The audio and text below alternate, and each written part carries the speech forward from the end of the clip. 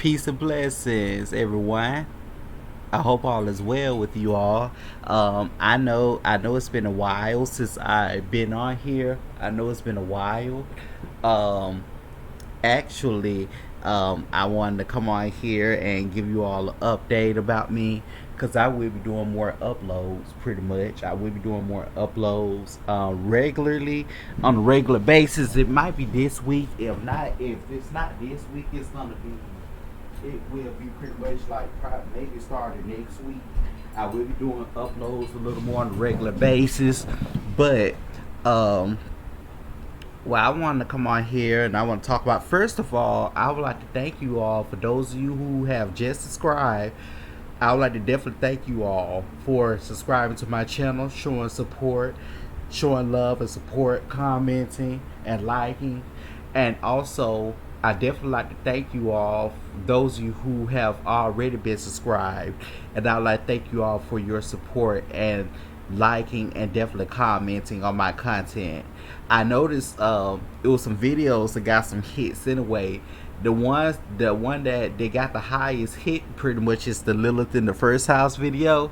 I did see some comments that I haven't responded to yet, and I definitely thank you all for that commented. I will be making a special video soon.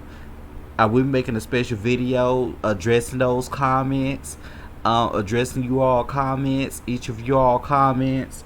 So yeah, I will be definitely doing that. I just want to let you know I haven't forgot about you all, but I will be bringing more ideas and bringing more content to my channel. So, but overall, I will say this honestly is, how can I put this?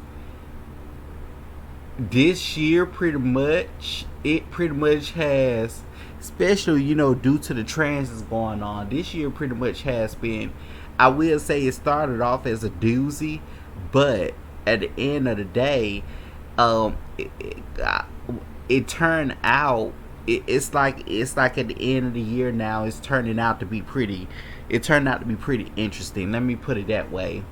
Especially, by me having Uranus transit in my first, because mind you, I got my Lilith in Taurus in the first, which is my south node, but I got a first house trine to my 10th, right? And I have Saturn in Pisces in the 11th, and the ruler of that 11th house is in my 10th. So, and I got a first house trine to that 10th.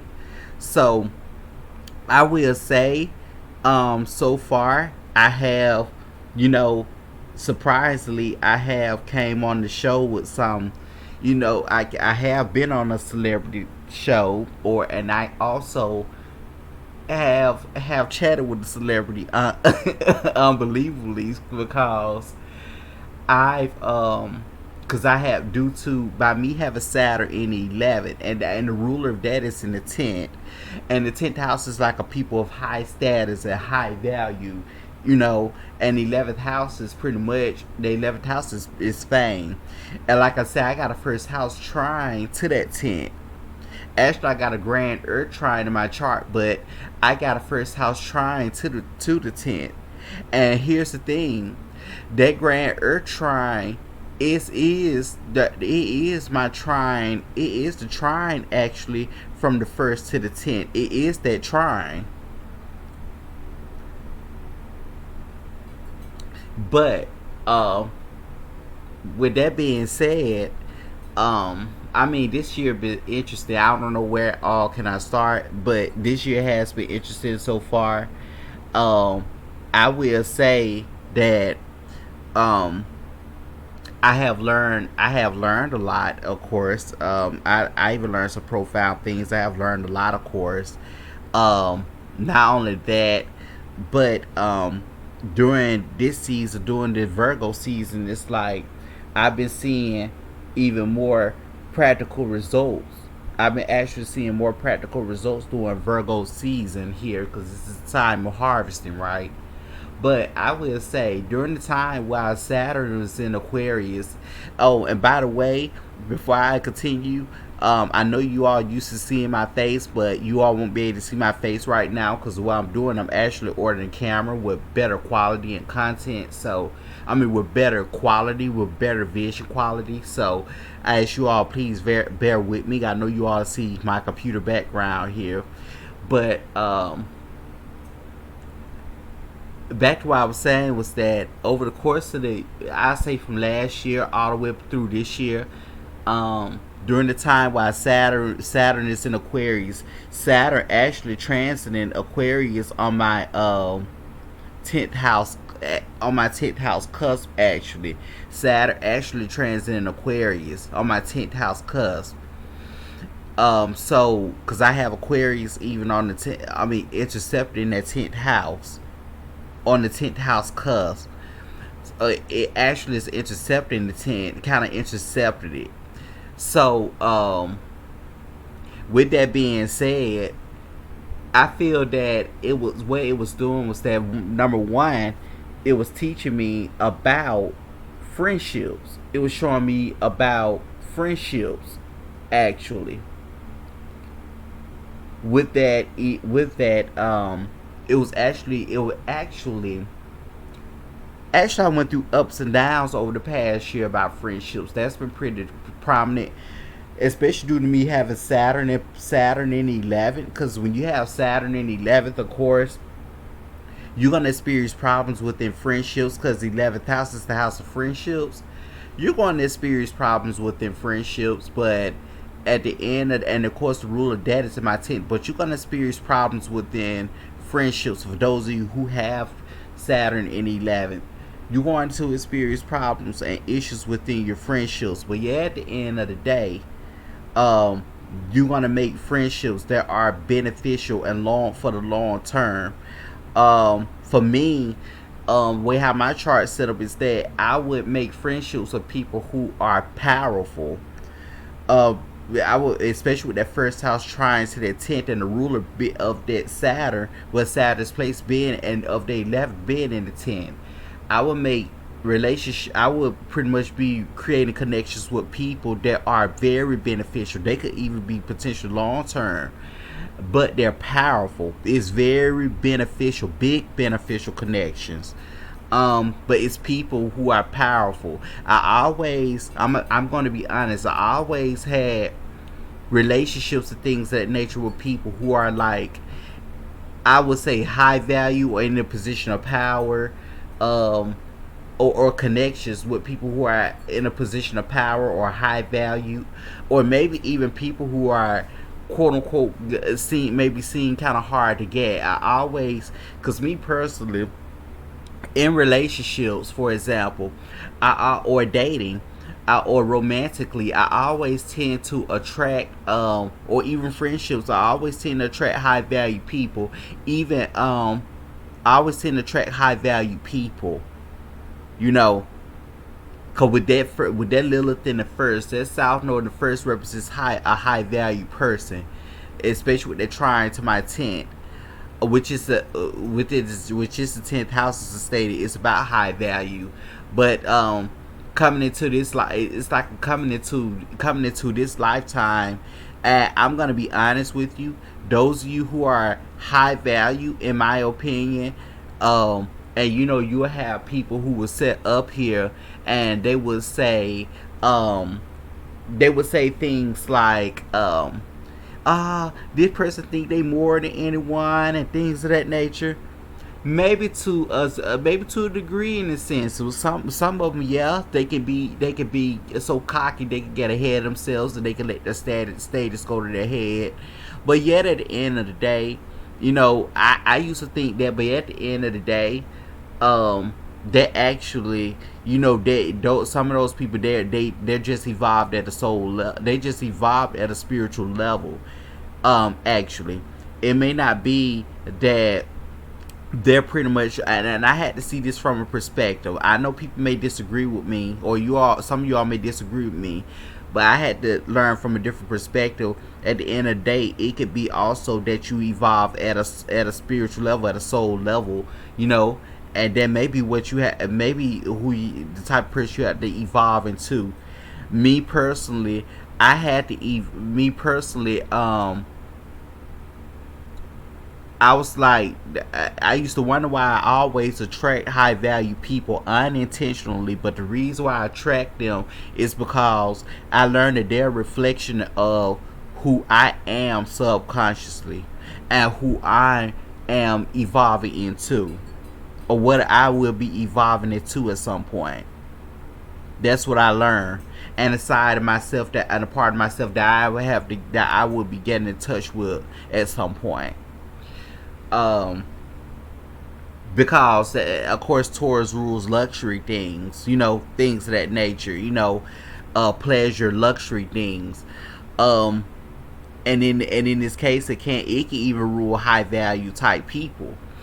In this case, but on the other hand, I learned a lot about friendships over the past year. It's like some I even tried to make work, and when I tried to make some of them work, it was kind of hard to fit in. I felt like I didn't fit it. I felt like I really didn't fit in. I kind of felt like alone in a sense. I kind of felt like I really didn't fit in a sense. Like I wasn't being treated fairly and even. Um, some even look down on me. Of course, this life, even when you go through your times of upheavals and or ups and downs and stuff, But at the end of the day, you know, I learned. It's like I feel a lot of people went through this. I know I went through this. It's like karmically, I had to learn a lesson of I had to stand out in order to definitely attract my original tribe. People who were people who were actually and on a very authentic level align with me. They will align with me. Excuse me. So that's why I had to learn, and that's not the only thing I have to learn, but also here, um, I will say it did. I did take a hard hit. It's like I kept taking hits financially. I kept taking hit. It's like during that time, it's like financially, I will say that's what was affecting me definitely the most financially. But hey, people who go through financial upheavals and stuff. I'm self-employed. That's what self-employment is about as well. I always tell people self-employed is not for everybody because you have to be mentally and emotionally built for it. So it's not for everybody. So it's like I can deal with it. I can be able to bear it, and I can the upheavals, and I can deal with it. Um, but on the other hand, as I stated, that's an area of my life that had definitely took a hit. My financial life, it like had took a hit. Honestly, a lot of times, and this goes out for those of you who taking hard hits financially right now, or you have been taking hard hits off and on throughout your life so much, so much, knowing that the reason why, because there's something that better, there's something that's better in store for you. Excuse me, there's something better in store for you. That you're destined for success.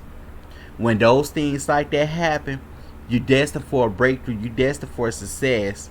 And I remember I talked about by this energy going on in Pisces. That represents about those who will first should come last, and those who will last should come first. The energy that's coming up in Pisces, and that's what's going on, and that's what's going to happen with a lot of people, including me. Those who will first should come last, and those who will last should come first. It's pretty much our time. Those of us who, as I stated, those of us who will look down on because that's what Pisces represents. People who will look down on the underdog who was doubted and things of that nature. Those people whereas things was hindered from them or delayed, and it was like so many obstacles for them with things. Your time is near. It's not far off. Some of you all time are already here, actually. It's just in the process. It's just in the making. Um, but as I stated, I learned a lot over the past year. It's like I learned the lesson of that I had to create connections only that would be truly, truly beneficial. That would be very, very beneficial. Not just any kind of connections. There will likely be connections with that are truly, truly beneficial. Some of the connections can even be with older people. But I will create connections that are truly, truly, truly beneficial. That's why I'll come out better at not just any kind of connections there. So and then of course I have that Venus Saturn trine, of course, too. So like I said, it's like I tend to attract those high value people. Um, but on the other hand, though, I'm looking forward to see what else is. I'm looking forward to see what else is in store for me, especially, coming up in the next couple of months. In the next, I'm not gonna say, cause September get ready to come in, so I'm looking at it in the next couple of months. I'm looking at it to see what's in store for me because actually I have the new moon that will be happening exactly on my birthday. Um, and the date and the birthday falls on the exact this year on the day that my birthday fell on that year when I was born. So and the new moon is happening at the exact degree of my sun sign. That's the thing. There's other things I like. It's like there's other things I would like to talk about here, like which I will talk about more at some point, because I have the eclipse next year that will happen, and it will be on my rising sign at the exact degree. It's a hybrid solar eclipse at the exact degree of my ascendant, of my rising sign, of the ascendant. And of course, I will have the nodes next year, like I will have the eclipse next year that will be happening at the exact degree of my north node, my natal north node, because this eclipse we had in this past eclipse we had that was a Scorpio. It was opposing the exact degree of my natal south node, actually.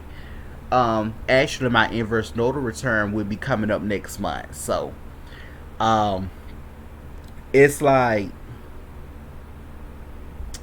in a way, I'm kind of nervous about it, but in a way, I'm not, because it's like that's what telling what's gonna come up during the inverse nodal return as well. So, and I heard different people experiences about it. Normally, with inverse nodal returns, it's like you could be taught hard lessons about situations. It pertaining to the north node, or you can encounter situations, or it encounters a situation that can teach you some hard lessons in pertaining to the north node, or you can encounter situations or whatever the case is, that could help you release whatever self-imposed limitations, restrictions, or issues or anything from the past, lifelong, and it from the past. It will help you release that. So therefore, you won't have to crystallize that. If you get what I'm saying, in a sense, you won't have to crystallize that. You won't have to bring it forward with you. It's what it is. It actually it pushes you towards your destiny. It's kind of like with the inverse nodal return. It's like unfinished business, because the nodal conjunction, the exact nodal return, is like graduation, where you receiving your cap and gown. Um, but I will say I kind of I done a past life reading on myself. I'm gonna trust myself to do a little past life reading on me. And when I done that back here earlier this month, late last month, and it was quite interesting what I picked up. I will talk about that in another day. It was quite interesting what I picked up, which pretty much give the reason why the signature shows up within my chart, within my natal chart. Why the signatures show up, the birth chart signature showed up within my natal chart. Why they appear there. But I will make a separate video about that there. So but yeah, on the other hand, though, as I stated, I'm definitely looking forward to the transits that coming up. And of course, I have my Saturn return coming up too, starting next year. Starting next year in the spring, I have my late spring. I have my Saturn return coming up like mid late spring. So it's gonna be pretty interesting, and this is in Pisces. It's gonna be pretty interesting, and Pisces, they combine of all 12 signs. They like they embrace the higher. It's like the highest octaves of that excuse me, highest octaves of that. Although it's like they pretty much that's because it's the last sign, so they embrace everything from the sign 1 through 11. They embrace all those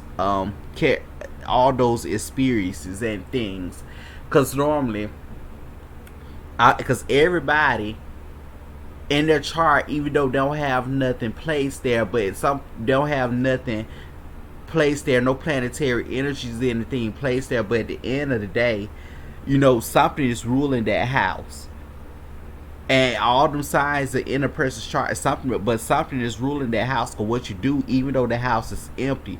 People say that those empty houses doesn't matter. That, which in my opinion, that is a lie, because what you do is that, because when no transits happen in those houses, even with that empty, you're gonna go through some experiences in relation and pertaining to those houses. And what happens is that you look at the ruler of that house, look at the sign that's ruling that house, and you look at the ruler and you see where that ruler is placed in your chart. You also don't forget the degrees of it too. Don't forget the degrees of it, because the degrees even tell the deeper story, along with the aspects, even the aspects of that ruler of that house. So, so we got Mars retrograde in Gemini now, and it's retrograde, not retrograde, but it's eventually go retrograde. But we got Mars in Gemini right now, so that's Mars in Gemini. It's eventually, it will go retrograde by, I think by November or December, something like that. I think so. We're right along in there.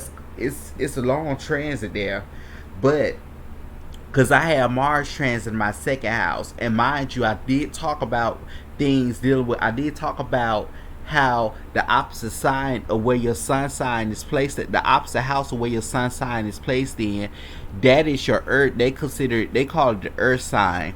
That's actually your inner child. How you evolved as an adult. That's actually your inner child. And I feel that's even going to have something to do, even with these transits going, the big time transits going on. I feel that could even have something to do with that as well.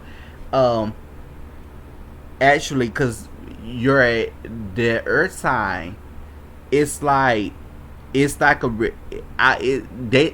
I wouldn't say exactly reflection, but it's like, because your sun sign is like the adult version of how you evolve as an adult.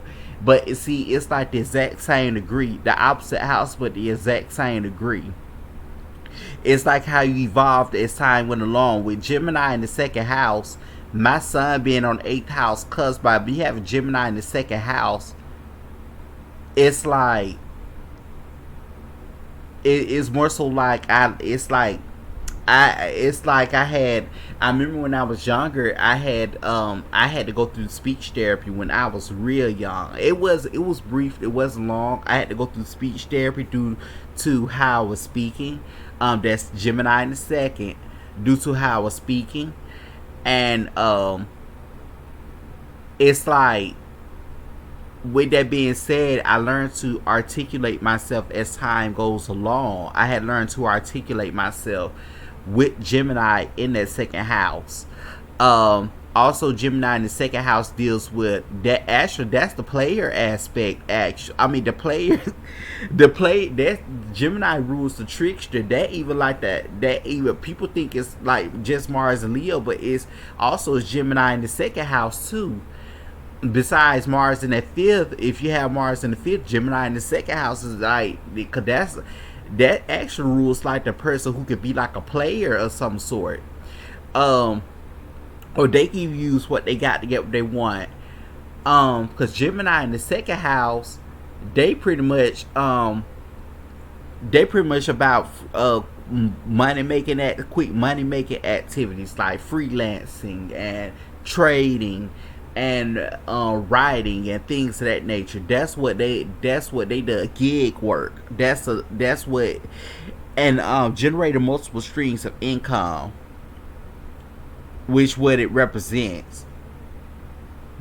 So people who have Gemini in the second house, you're not meant to work no long-term traditional job, no traditional conventional job. You're not meant to do it. You're gonna go through changes as well, but also you're gonna go through even changes in your career a lot. But you're not meant to work a long-term conventional job. You're not meant to, because you're actually meant to even generate passive income, multiple streams of income. You not It's like you like to do things that are unstable. You interested in things that are unstable, but it allows freedom and change. If you get what I'm saying, in a sense. But as I stated, that's a player aspect. That's a player placement as well. Gemini in the second, that's a player placement. And honestly, as time went along, I remember, because where my Mercury is placed is in my seventh. As time went along, um, I will say, because see, when you have Mercury in the seventh, which is a Scorpio in the seventh house. Mercury Scorpio represents learning things at a very early age, and the seventh house is about dealing with other people. So see what I was talking about? The ruler of what my second house is placed at, the ruler of that second, where it's placed at, is which is my opposite, which is the opposite of my sun sign, but at the exact same degree. It's actually the ruler of that is placed in my seven. See what I'm talking about? So it's like, as I was coming up, I remember I came up around. It's like at an early age. It's like I was even seeing a lot from my age. It was at an early age, even during my early to mid teens, and even younger than that. But definitely my early to mid teens. I seen a lot. I know. It's like I seen. It's like I've been around people who were players, and how they invited people to their homes, and or kept inviting people over, having house parties, or kept inviting people over, and um having sex and things of that nature. It's like I witnessed a whole lot. I would make a whole another video. This another video for another day, though, to talk about deeper about my experience with having Mercury in Scorpio in the seventh house. Because see, Scorpio represents about roads that people cannot imagine going down, especially with the South Node in Scorpio, because it's about the transit. South Node is Scorpio, the North Node is in Taurus, because it's prompting people to take risks, and it's prompting people to trust and take risks. They may not see the path now, but eventually you will see it down the road. But you're gonna go through some roads that you may end up traveling down, some roads that the unknown roads that people may not even imagine going down in order to get to where you're going, which is Taurus North Node. To get to where you're going and building things for yourself. It's kind of like the slippery slope. It's sort of like the slippery slope in a sense. Even though the 12th house itself represents a slippery slope, but it's kind of like a slippery slope in a sense. But it's like things will become clear to you at some point down the line. Because the South Node is Scorpio, that's about Scorpio is about fear. Or it's about fear. Fear has to do with Scorpio. And what it's doing is prompting you to overcome that fear. Releasing your fears and overcoming them. In order to, and those fears is holding you back. in order to be able to evolve, and in order to be able to definitely ascend, to definitely be able to evolve, to definitely be able to move forward in life. And honestly, I feel that's what this inverse nodal return even is coming up from. That's what it's gonna have to do with. I will make another video about that at some days, another day as well. Um, but yes, I want to come on here. I just want to come on here and just give an update because I got to make a run. I know I got to make a quick store run, and I definitely want to enjoy the rest of my I definitely want to enjoy the rest of my night.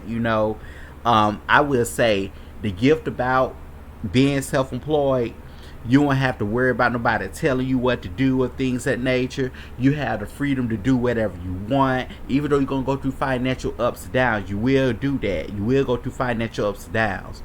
But you have the freedom to do whatever you want. You won't have to worry about you won't have to worry about being on nobody else's time. You have the freedom to do whatever you want. And whenever you want, you have the freedom to take off whenever you get ready, anything of that nature. See, I have Uranus conjoined to midheaven, and by me having Uranus conjoined to midheaven, work for other people is not for me. And then and when you have Uranus conjoined to midheaven, you're gonna go through job changes a lot. You will. So I found it that it's better for me to work for myself. See, I tend to crave variety. I tend to crave for change and variety. And I tend to go through a lot of changes. I'm like, there's no need for me to go through that don't need for me to work no regular 9 to 5 when I tend to go through job changes a lot based off of my previous experiences. That also, I don't like being told what to do. So actually being self-employed be better for me, or even working in partnerships or being a part of organizations, even doing things that would be unconventional, in a sense that would be not considered non-traditional, out of the box, and unconventional, if you get what I'm saying, in a sense.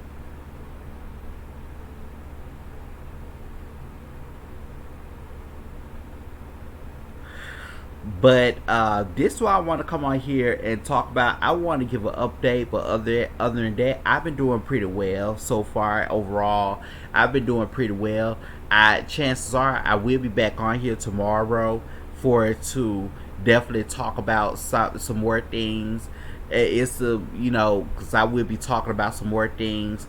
It may be a certain topic I may come on and talk about tomorrow, but this all I want to come on here and talk about. I just want to come on and give an update, but I definitely will be up. You all will definitely be hearing from me on a regular basis now. But I hope you all doing well, and I will say my affirmations goes up for you all. My affirmations definitely goes up for you all. Especially whatever you're going through, my affirmations goes up for you all, and trust that all will be better. You know what? I will say, before I get off here, I will say, I said this morning, I'm just sitting up here manifesting in my mind, and I'm like, I supposed to be doing this, and I supposed to be doing that, especially things I always dreamed of doing. I said, I'm supposed to be doing this, I am supposed to be doing that, and guess what? I definitely believe that it's definitely going to manifest. It's definitely going to come into existence. In this divine time, it's definitely going to come into existence.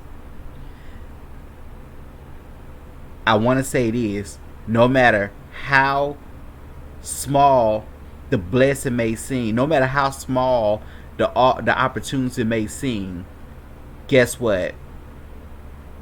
Use that, take that, because because guess what? It's going to play a purpose down the road. It will play a purpose in your life down the road. It's going to benefit you down the road. It's like you sowing a seed, and guess what? That seed will harvest down the road. So no matter how small the opportunity may seem, take it. Especially if it's positive, if it's going to lead you somewhere, take it. For example, If you encounter a job that is modeling, and let's say you may not receive money right off from it right off the bat.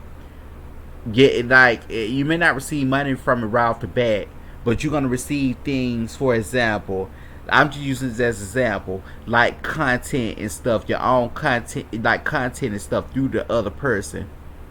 Guess what? Guess what? You take that opportunity. What will happen is that it will harvest down the road, because that's the seed you sown that will harvest down the road. It's gonna harvest in ways you cannot imagine. Take that opportunity, because it's gonna reap down the road. It will play a purpose down the road. You will see the results of those opportunities down the road. Trust me, you will.